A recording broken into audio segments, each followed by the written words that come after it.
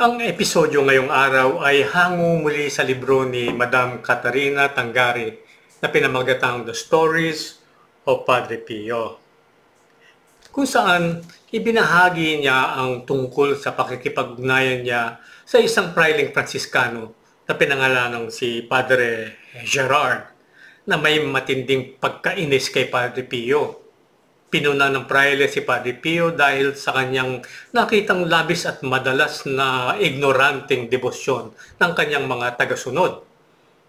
Tinutulan ni Madam Tangari ang pangangatwiran na sa kabila ng maituturing na fanatismo, ang impluensya ni Padre Pio ay naghatid sa mga taong sa mas malalim na pananampalataya at mas malinis na pamumuhay. Binigyan din ng kanilang mga diskusyon ang pag-aalinlangan ng praile tungkol sa itinuring niyang kamangmangan ng mga tagasunod ni Padre Pio. Sa huli, pagkaraan ng 2 taon sa kabila ng panglalait at pagpapahiya kay Madam Tangari, ang praile ay nakaranas ng matinding pagbabago ng puso. Ipinahayag niya ang kanyang intensyon na bisitahin si Padre Pio at humingi ng paumanhin kay Madam Tangari para sa kanyang dating inasal. Ang kwento ay nagtapos sa pamamagitan ng pagbibigay diin na si Padre Pio ay sinalungat ng matindi sa buong buhay niya na nagsilbing pagsubok sa kanyang pananampalataya. Tutukan at alamin ang mga detalye ng ating istorya ngayong araw.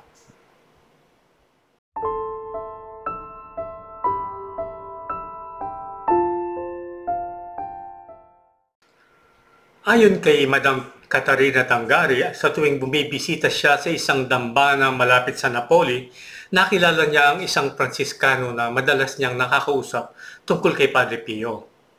Sa pagtatapos ng kanilang unang pagkikita, idineklara niya ang kanyang sarili bilang matinding kaaway ni Padre Pio at sinabi sa kanya, "Kaming mga Franciscano sa pangkalahatan ay walang simpatiya kay Padre Pio, ngunit may partikular akong pagkaasiwa sa kanya.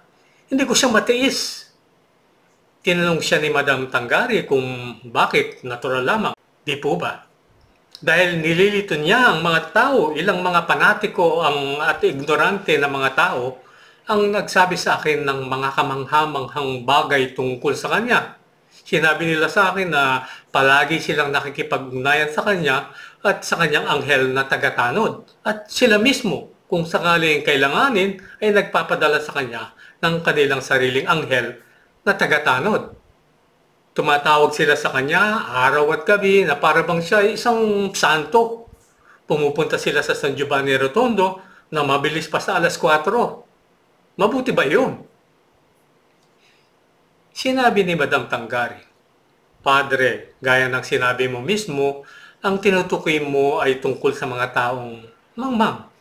Kaya hindi ka dapat magtaka kung paano nila hinahangaan si Padre Pio.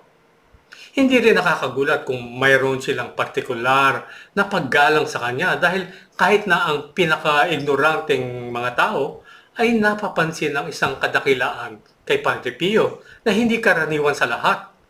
Hindi kasalanan ni Padre Pio yon. Kung mayroon man, ang kanilang sariling kamangmangan ang dapat sisihin. Ngunit ang kanilang pag-ibig kay Padre Pio ay isang tunay at malalim na pag-ibig na humahantong sa isang bagay na mabuti.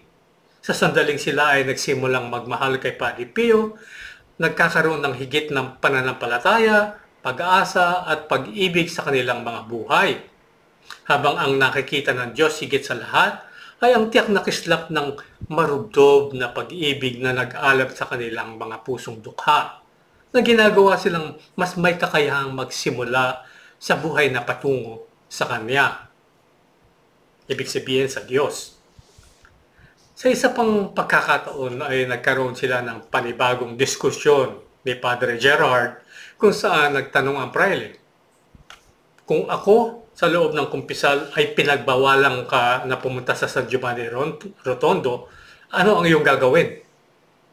"Susunod po ako sa inyo," sagot ni Madam Tangari. "Ano? Kung gayon, ikaw ang unang sumagot ng ganyang paraan."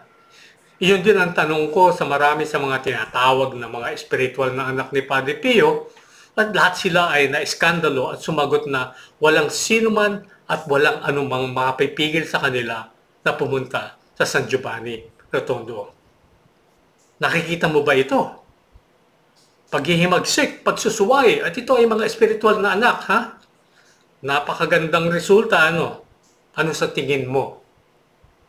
Sumagot si Madam Tanggari, uulitin ko, Padre, ito ay dahil sa malaking kamangmanga ng mga taong ito. Si Padre Pio ay ang lahat para sa kanila. Sila ay nakakabit sa kanya bilang isang angkla ng kaligtasan. Ngunit si Padre Pio ay walang oras upang makipag-usap sa kanila ng mahabang panahon at baguhin sila. Kaya't sila ay nananatili sa kanilang kamangmangan at sa kasamaang palad bilang pagmamalaki ay nakadabang ng proteksyon niya at umaasa sa kanya. Wala man silang natutunang anumang bagay mula sa kanya, kumbinsido naman sila na dinadala sila ni Padre Pio. Kasama niya sa ninanais na layunin. Kumakapit sila sa kanyang abito tulad ng ginagawa ng mga batang palaboy-laboy sa lansangan sa mga bus. Sa pag-asa na sa paraang ito ay makakarating din sila sa isang magandang patutunguhan. Hindi ba't mas mabuti na ang mga taong ito ay kumapit sa abito ni Padre Pio ng kaunti kaysa sa isang basahan o kaya sira-sirang mga tela? Bunga ng mga talakayang ito, inilagay siya ni Padre Gerard sa kategorya ng panatikong grupo ng mga tagasunod ni Padre Pio at mula noon ay hindi na niya pinalampas ang pagkakataon na pahirapan siya at ipakita ang kanyang pagkainis din sa kanya. At lalo na sa harap ng ibang mga tao, hindi siya nawalan ng pagkakataon na ipahiya siya at kapag may kasama siyang ibang mga pari, kinukutya siya ng mga salitang, narito ang isa sa mga tagasunod ni Padre Pio. O kaya, narito ang babae na pamilyar sa daan, patunga doon sa San Giovanni Rotondo. Sa katunayan, nang marinig niya ang mga pagpapakilalang ito ni Padre Gerard sa unang pagkakataon, medyo nataranta siya at medyo nasaktan din. Ngunit dahil nalaman na niya ang tungkol sa pagtitiis ng lahat sa kapayapaan na mula sa aral ni Padre Pio, nagpasya siyang ilapat din ito sa katong ito. Kaya naman, huminto siya sa pagtatanggol sa sarili mula sa pagpapahiya ni Padre Gerard. Sa halip ay tinanggap ang mga ito na parang maliit na regalo. Isang bagay na nagbigay sa kanya ng malaking kapayapaan sa kanyang puso. Siya ay madalas na namangha sa kanyang sarili at naisip na si Padre Pio ay talagang isang mahusay na guro sa sining ng paggabay sa mga kaluluwa. Sapagkat sa ilang simpleng salita, nakuha niyang pagtagumpayan ang puso ng mga tao na agad na naghihimagsik laban sa mga pagtitiis at nagpapakasakit at sa kanilang pagkamasarili, na sa ganoong paraan ay nahikayat niya sila na pasanin ang lahat ng may kapayapaan at ng may tunay na kagalakan at may kasama pang pasasalamat doon. Mga 2 taon ang lumipas ng isang araw si Padre Gerard ay lumapit kay Madam Tanggari na kitang-kitang nanginginig at sinabing, Madam, kanina pa kita hinihintay. Ngayong araw ay hinihintay kita dahil bukas pupuntahan ko si Padre Pio. Naramdaman ko ang isang malakas na tawag na kailangan kong puntahan siya at magiging masaya ako na makapagkukumpisal sa kanya. Alam ko kung gaano kadalas kitang nasaktan. Patawarin mo ako. Wala lang iyon, Padre, tugon ni Madam Tanggari. May gusto ka bang sabihin sa akin tungkol kay Padre Pio? Tanong ni Padre Gerard. Nang buong lugod, Padre, sagot naman ni Madam Tanggari. Pagkatapos ay sinabi niya sa kanya ang tungkol sa kanyang sariling pangungumpisal kay Padre Pio at kung ano ang itinuro sa kanya ni Padre Pio na mabisa. Ito ay walang iba kundi ang tiisin ang lahat ng mapayapa. Dapat unawain na sa buhay ni Padre Pio ay mayroon hindi lamang mahihinang boses na kalaban. Naroon din ang mga boses na napakalakas na mga kalaban. Ang panahon ng mga dakilang pagsubok, na nagsimula sa paglitaw ng stigmata at tumagal ng ilang dekada ay tiyak din na panahon ng mga malalaking kalaban na inilagay ang buhay pagpapari ni Padre Pio sa bawat pagsubok.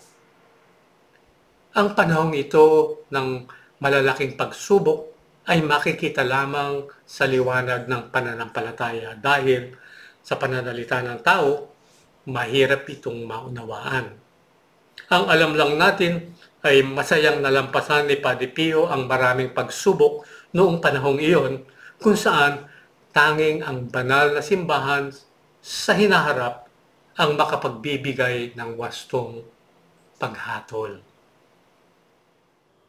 At yan po ang istorya na nais kong ihatid sa inyo ngayong araw na naway naibigan po ninyo. At kung naibigan naman po ninyo, huwag po kayong mag-atubiling mag-like, mag-komento, at i-share din po ninyo ang video ito.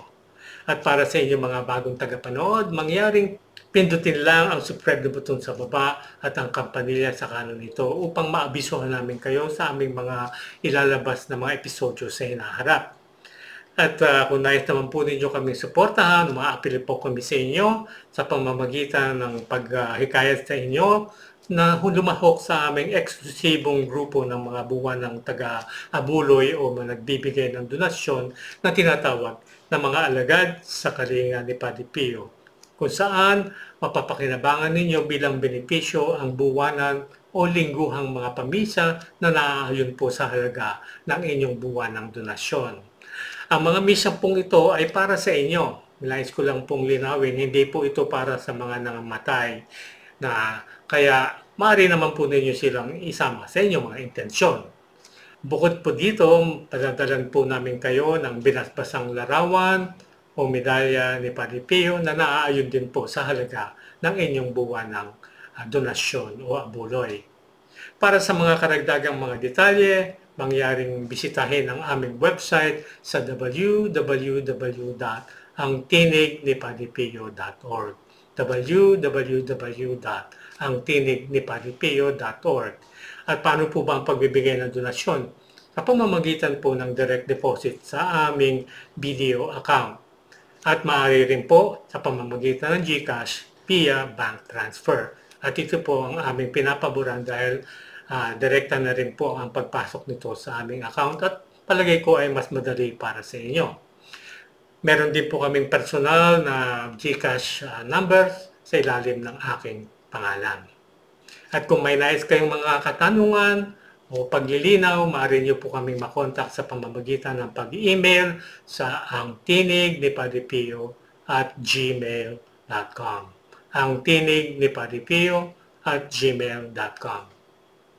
At dumating na po tayo sa ating pagtatapos. Maraming salamat po sa inyong patuloy na pagtangkilik at panonood. At para sa aming mga miyembro ng mga alagad sa kalinga ni Padre Pio, taus-puso po akong nagpapasalamat sa inyong walang sawang pagsuporta sa amin. Bahala na po ang Panginoong Diyos na gantihan ang inyong kabutihang loob. Hanggang sa muli po nating pagkikita, naway pagpalain at patnubayan kayong lahat ng ating Panginoong Diyos.